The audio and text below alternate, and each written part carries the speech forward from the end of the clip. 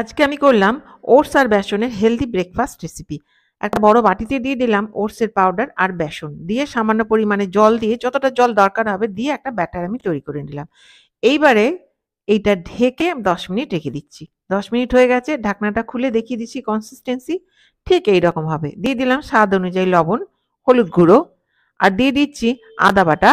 এবারে দিয়ে দিলাম গাজর আর পেঁয়াজ কুচোনো, দিয়ে দিলাম ক্যাপসিকাম আর টমেটো কুচি, ধনেপাতা কুচোনো, কাঁচা লঙ্কা কুচোনো দিয়ে খুব ভালো করে এটা মিশিয়ে নিলাম।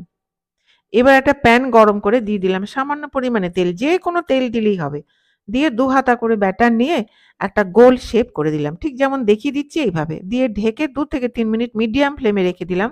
ওপরটা জমে গেলে আবারও একটু তেল দিয়ে উল্টে দিচ্ছি। নিচ পোর্শনটা গোল্ডেন ব্রাউন হয়ে গেলেই তৈরি ওটস বেসনের চিলা।